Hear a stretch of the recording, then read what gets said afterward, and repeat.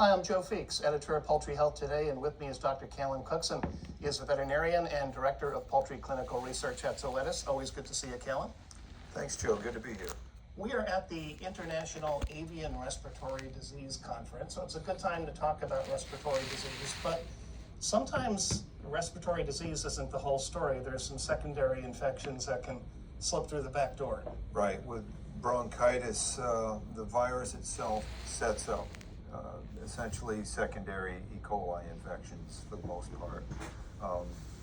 There are some nephropathogenic strains of bronchitis, and they can cause mortality from flushing, but most bronchitis challenge isolates are more respiratory in nature.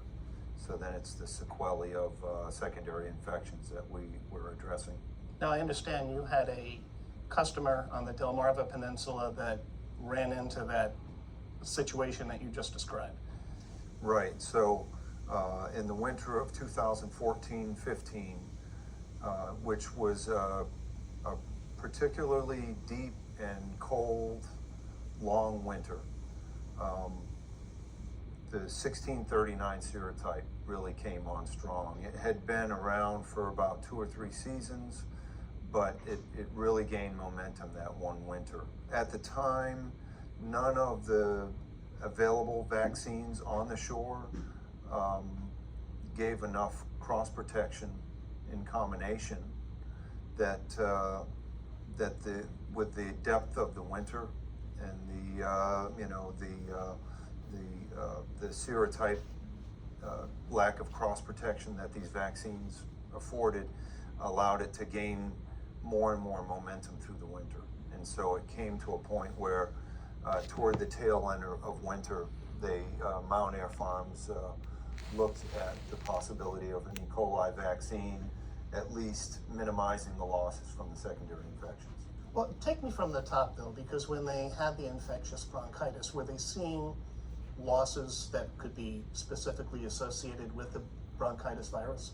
If you look real closely, you can see that at first you have head snicking, conjunctivitis, you can have shaking heads and coughing, all the classic symptoms of a bronchitis outbreak. And even the air sacs, you can get foamy, sudsy air sacs, which is what happens at the very beginning of an infection. But that's not usually what the birds succumb to. It's usually the E. coli infection that comes in behind all of that damage that's been set up. And then the E. coli sets up usually in the air sacs, and then the birds cheese up, we say.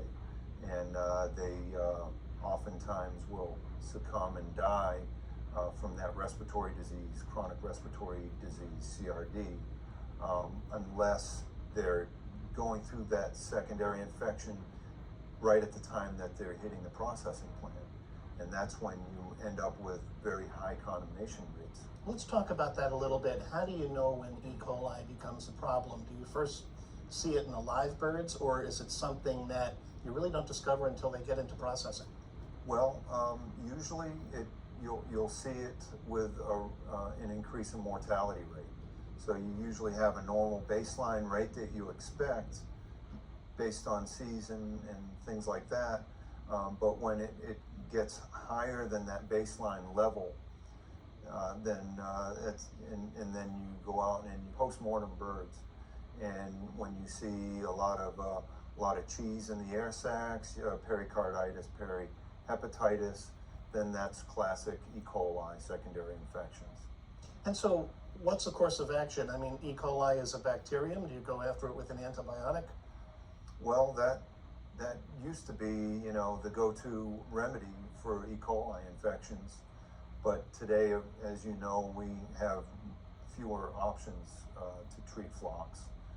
That's where vaccination has become more of a viable, alternative preventative medicine versus treatment type of procedure. So tell me a little bit more about what happened at Mount Air. They have this outbreak. There are signs of E. coli. Do they start vaccinating right away? In this case, we had approached them about the possibility of vaccination.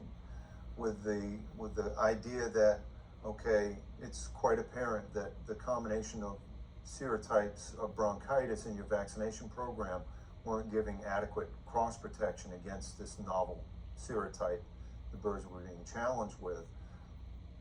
On the other hand, here's a vaccine that has been tested and we demonstrate broad cross protection. So as opposed to the limited spectrum of protection that's typical of bronchitis vaccines, at least addressing the breadth of the E. coli coverage with a live vaccine and to cover up or diminish the secondary effects of the E. coli infections. That was kind of our strategy for the field trial. So again, the problem was infectious bronchitis. You don't have a tool to attack 1639, so you have to kind of shift your strategy and focus on the secondary infections. Right. So the idea was to see if, what impact could be made at least to reduce the secondary infections of the E. coli.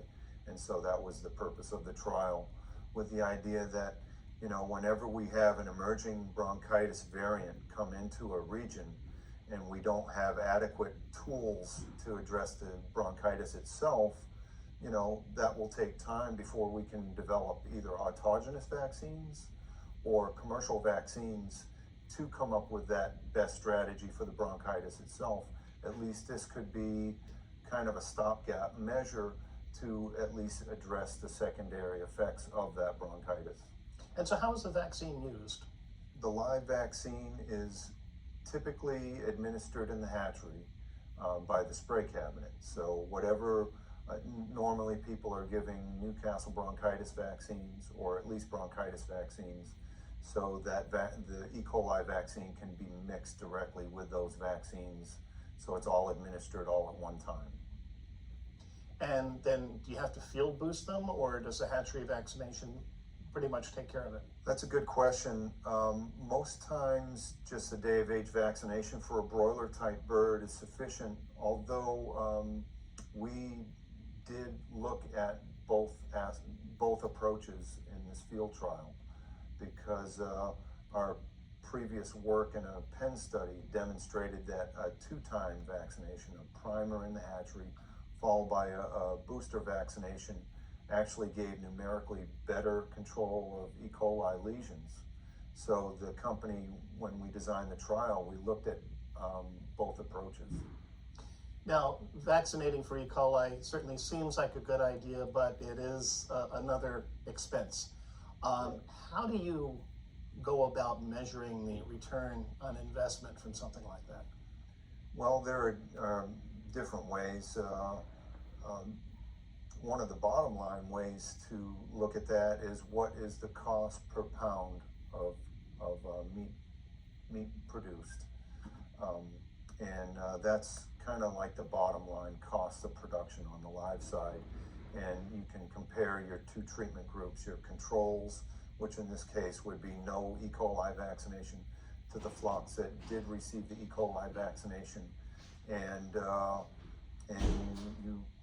you have a number there, and if the rate of return, the cost savings, bottom line, offsets the cost of that input of the E. coli vaccine, then it's a net gain. And in this particular trial, in the small and medium-sized birds, we saw about a 3-to-1 return on investment ratio.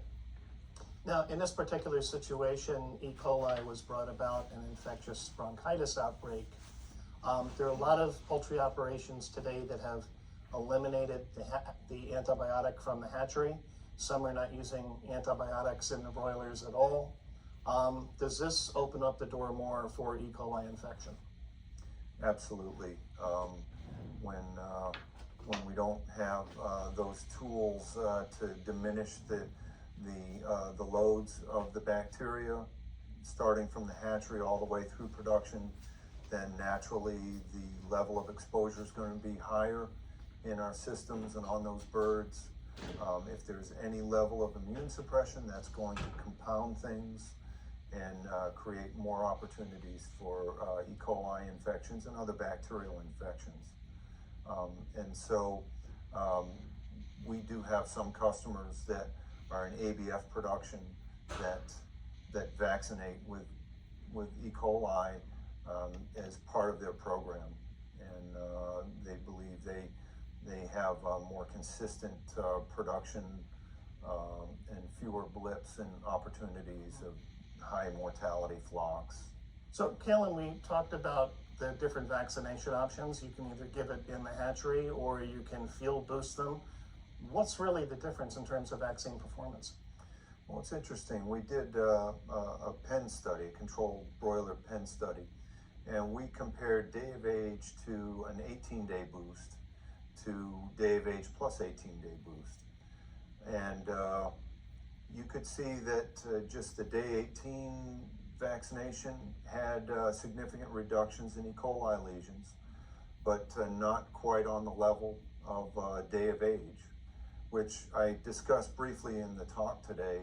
I attribute that, my thoughts are just that we get a superior spray coverage by day of age vaccination than we do from field boosting, where you're spraying as much floor and walls of the house than you are actually getting the vaccine in the bird. But then the day of age followed by the booster was even lower level of E. coli lesions. In fact, they were those birds were closest to the negative control. So it was almost entire protection from a 2-time administration. And practically speaking, the lower the E. coli lesions or the fewer E. coli lesions we have, how does that translate to the bottom line? Well, it depends. It depends on, I guess, how much your challenge is.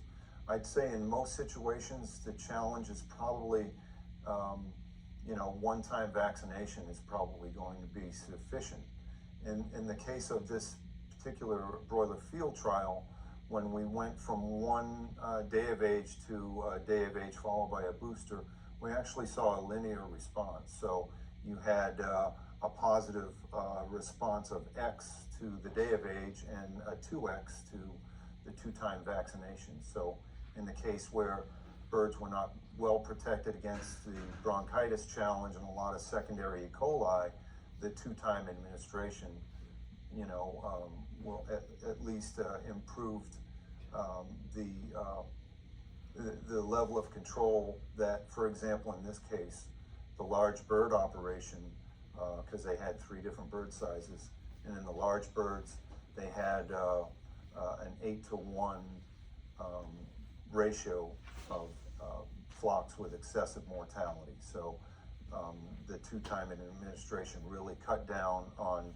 those what some people might call train wreck flocks, or others might call heavy hitters. Ones that you don't want, those surprises where either you get high condemnation rates in the processing plant that shuts the lines down, or where you have such excessive mortality from a farm that you're not maximizing all your processing shackle space. So you lose efficiency either way. We've been talking to Dr. Kalen Cookson. He's a veterinarian at Zoetis. Kalen, thanks again for stopping by. Thank you, Joe.